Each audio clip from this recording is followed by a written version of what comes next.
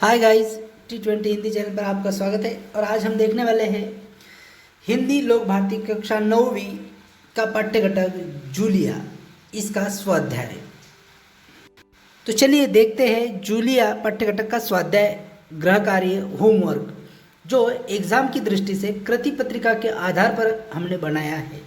जो एग्ज़ाम में किस प्रकार से कृतियाँ पूछी जाती है, कैसी कैसी कृतियाँ आती है, इसके आधार पर इस वीडियो को हमने बनाया है। तो चलिए देखते हैं जूलिया का स्वाध्याय।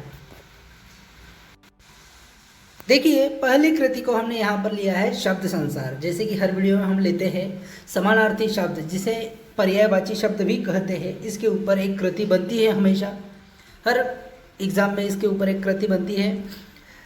तो समानार्थी शब्द जब कृति पूछी जाती है तो आपको उसके समानार्थी शब्द लिखने होते हैं शब्द के, जिसे पर्यायवाची सिमिलर वर्ड भी कहते हैं। तो रूबल एक नया शब्द आया है, उसे रूस मतलब रशिया की मुद्रा या चलन, इसे रूबल कहते हैं। जैसे हमारे भारत देश का जो चलन है वह है रुपया, अमेरिका का डॉलर है, जैसे कि इंग्लैंड का पौंड है।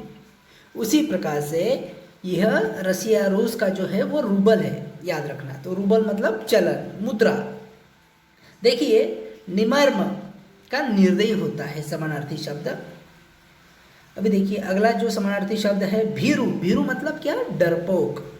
बोदा मतलब मूर्ख, सुस्त, गाउदी, इसे बोदा कहते हैं। चलिए अगला शब्द है नागा। वह दिन जिस दिन काम न किया हो, खाली गया ऐसा दिन, उसे कहते हैं नागा। यह जूलिया पाठ्यघटक में आया हुआ शब्द है।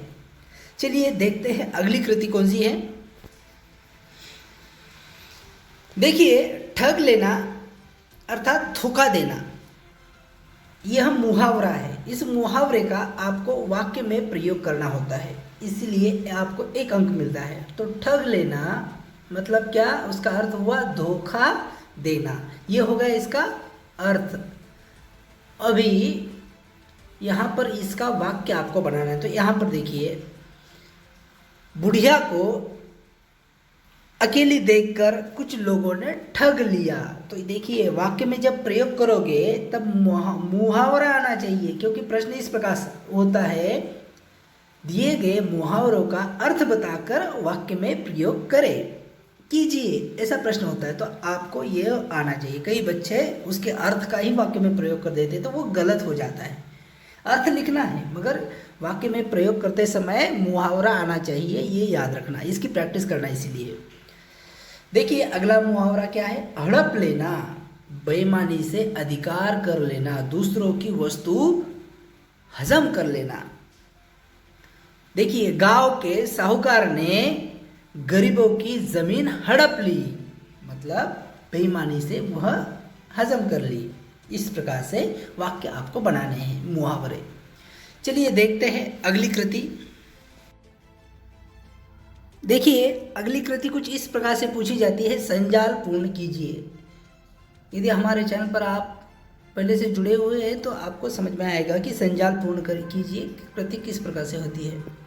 मतलब आपको ऐसी आकृति दी जाएगी, इसमें प्रश्न पूछा जाएगा बीच में, और उसके 4 उत्तर आपको लिखने होंगे। तो देखिए प्रश्न क्या है? गद्यांश में आया संसार। देखिए कौन कौन से संसार वाले शब्द आए हैं संसार के? हृदयहीन, उसके बाद कठोर, उसके बाद क्रूर, निमर्म। देखिए ये कुछ शब्द है, उसको ऐसे पूर्ण करना है। चलिए देखते हैं अगली कृति कौन सी है संजाल पूर्ण करने वाली। तो यहाँ पर देखिए, जूलिया के मन में भाव दर्शाने वाले स्वर, उसके मन के भाव व्यतीत होने वाले, प्रतीत होने वाले, दर्शाने वाले कौन कौन से स्वर थे? देखिए सबसे पहला स्वर था वह विनीत स्वर था उसका, वो नम्र थी, विनय थी। उसके बाद वह रुआसी हो गई, रोने जैसा उसका मुंह हो गया, वो रोने लगी। उसके बाद वो भयभीत हो गई और कांपता हुआ स्वर हो गया उसका। तो ये 4 शब्द है, याद रखना। अगली कृति देखते हैं। कारण लिखिए। एग्जाम में आपको ऐसा प्रश्न पूछा जाता है कि कारण दीजिए, क्या कारण हो सकता है इसका। तो देखिए प्रश्न क्या है? गृहस्वामी द्वारा जूलिया से माफ़ी मांगना। क्या कारण था? गृहस्वामी द्वारा जूलिया से माफ़ी। गृहस्वामी ने जूलिया से क्यों माफ़ी मांगी? तो उसका कारण है मालिक ने उसे सबक सिखाने के लिए उससे मजाक किया और उसे धोखा देकर उसके पैसे हड़पने का प्रयास किया था, इसलिए उन्होंने गृहस्वामी ने जूलिया से माफ़ी मांगी। इस प्रकार से आपको लिखना होगा। देखिए दूसरी कृति कुछ इस प्रकार से, गृहस्वामी से जूलिया को संसार के साथ लड़ने के लिए कहना। क्यों कहा था गृहस्वामी ने? कारण देखिए। तो देखिए, जूलिया एक सरल भोली भाली लड़की थी जो हर प्रकार का अन्याय चुपचाप सहकर लेती थी। तो इसीलिए उसे सबक सिखाने के लिए वह कह रहे थे गृहस्वामी कि आपको समाज के साथ कैसे लड़ना है, वो बताने के लिए वो प्रयास कर रहे थे। चलिए देखिए अगली कृति कौन सी है। देखिए अगली कृति कुछ इस प्रकार से है, गृहस्वामी से जूलिया को संसार के साथ लड़ने के लिए कहना। तो वह भोली भाली लड़की थी और उसे लड़ने के लिए कहा गया था। अगली कृति, परिच्छेद में प्रयुक्त कोई एक मुहावरा ढूंढकर उसका सार्थक वाक्य में प्रयोग कीजिए। हड़प लेना जैसे कि हमने ऊपर देखा है, तो उसका सार्थक वाक्य मतलब सही वाक्य बनाना है। लुटेरों ने राह चलते आदमी को लूटकर उसका सारा सामान हड़प लिया। ये हो गया कुछ अलग वाक्य। जैसे कि हमने देखा बुढ़िया को लूट लिया, हड़प कर लिया। अब देखिए, पर शब्द के दो अर्थ लिखिए। एक ही शब्द के दो अर्थ अलग अलग आपको लिखना है। पर मतलब क्या? पंख। और पर मतलब परंतु। ये हो गए उसके दो अर्थ। अलग कृति है, कृतियाँ समझने की कोशिश कीजिए। अब देखिए मुहावरों के आधार पर है। पाठ में प्रयुक्त, प्रयुक्त का मतलब आया, अंकों का उपयोग करके मुहावरे लिखिए। देखिए 11 अंक का एक मुहावरा बनाए जिसमें 11 शब्द हो। 9 2 11 होना, भाग जाना, पुलिस को देखकर चोर 9 2 11 हो गए। आंखें 4 होना, देखिए किसी से भेंट या मुलाकात होना अथवा नज़रों से नज़रें मिलना। राजेश की सुरेश से आंखें 4 हुई और दोनों मित्र प्रसन्न हो गए। चलिए देखते हैं अगली कृति। सही उत्तर लिखिए। जूलिया कौन है? वह बच्चों को पढ़ाने वाली एक गवर्नेंस है। गृहस्वामी ने जूलिया को किस लिए बुलाया? तनख्वाह का हिसाब करने के लिए बुलाया। जूलिया की तनख्वाह कितनी थी? जूलिया की तनख्वाह 40 रूबल थी, याद रखना। 40 रुपये नहीं, रूबल थी, याद रखना।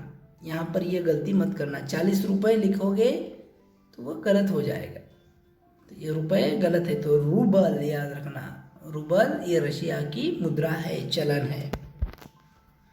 गृहस्वामी जूलिया को खुद ही पैसा देना चाहते थे। इसका कारण वह अपने आप पैसे नहीं मांगती थी।